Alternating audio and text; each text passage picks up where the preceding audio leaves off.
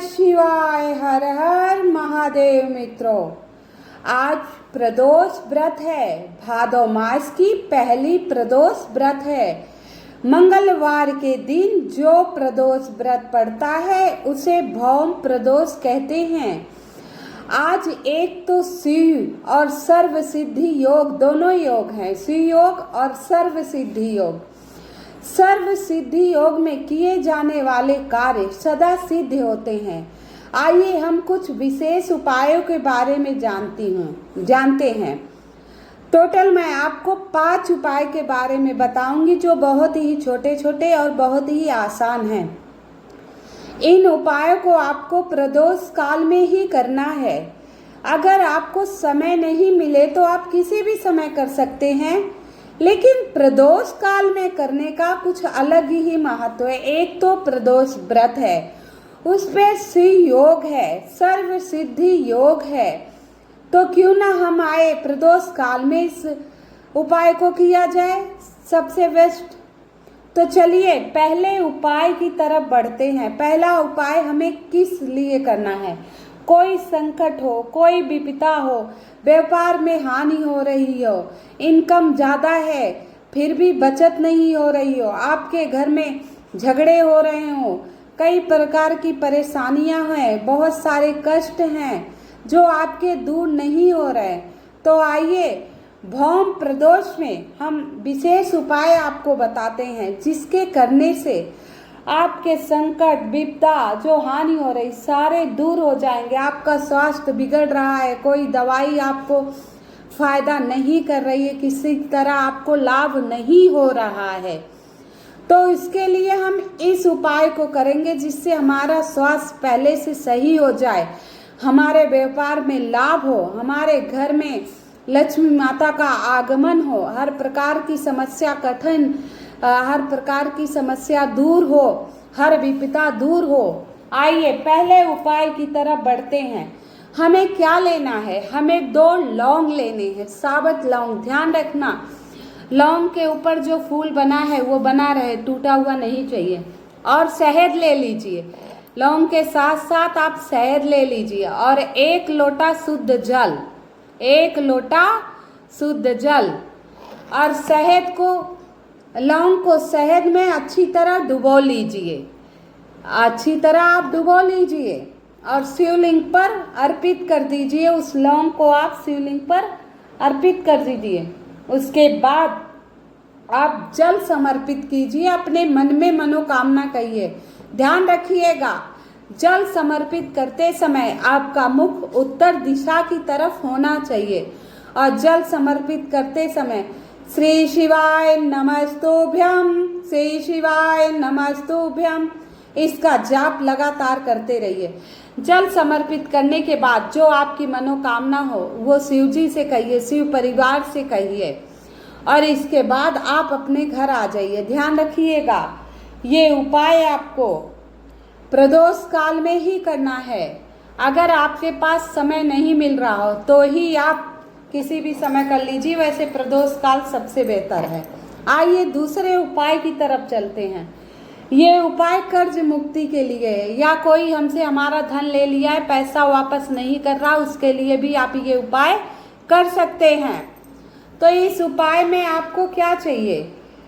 आपको 1 लोटा जल, 1 लोटा जल चाहिए और 1 लौंग, 1 लोटा जल 1 लौंग। और बरगद के पेड़ के नीचे जाना है। बरगद के पेड़ के नीचे शिवलिंग रखा हो, शिवलिंग होना चाहिए। अगर शिवलिंग नहीं हो तो वहाँ से 1 कंकड़ लेकर बरगद के नीचे रखकर ध्यान करिए कि यही शिवलिंग है और वो जो लौंग आप लिए वो लोटे में डाल दीजिए और बटकेश्वर महादेव का नाम लेकर बरगद के नीचे जो शिवलिंग रखा है इस पे जल अर्पण कीजिए, बटकेश्वर महादेव का नाम।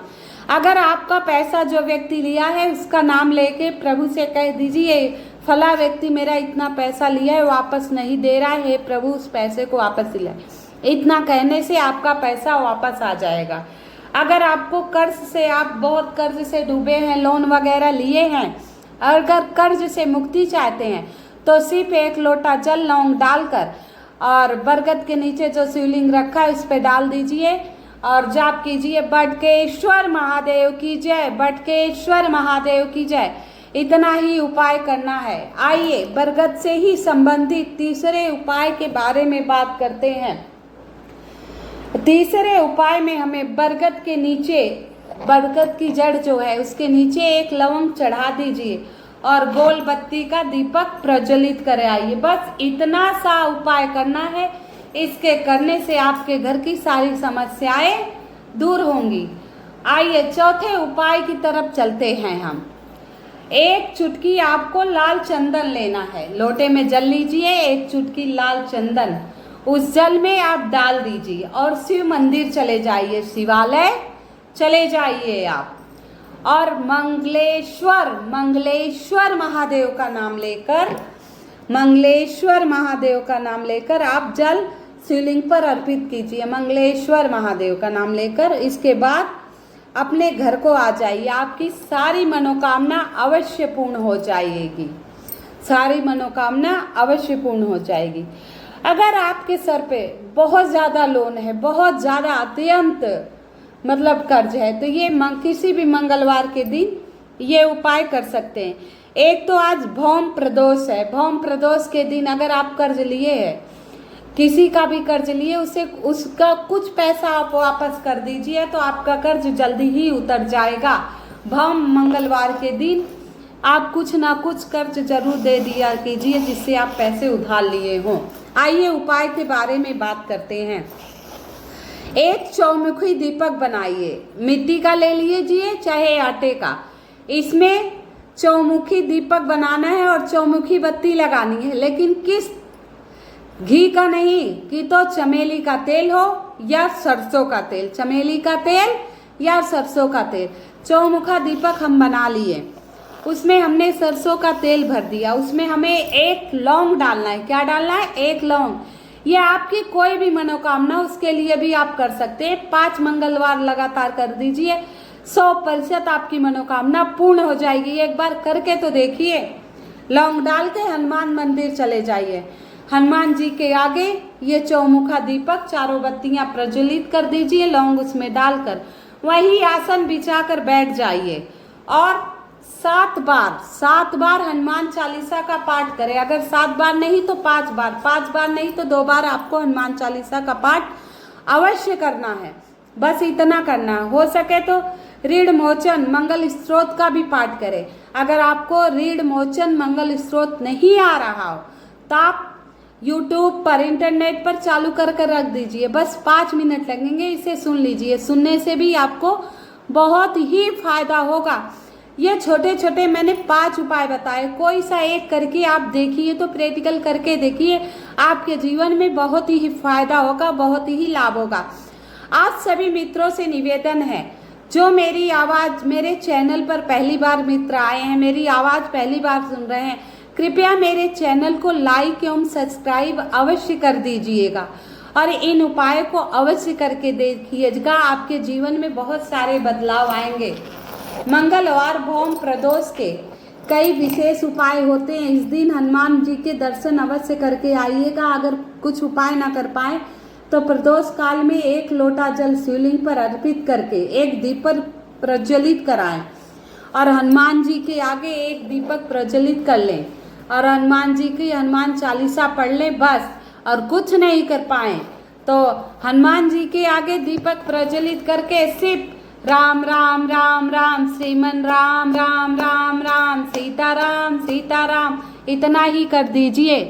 वीडियो को लाइक करके कमेंट में जय श्री राम या हर हर महादेव अवश्य लिख दीजिएगा। और हनुमान जी किसके परम भक्त है, कमेंट द्वारा मुझे अवश्य बताइएगा।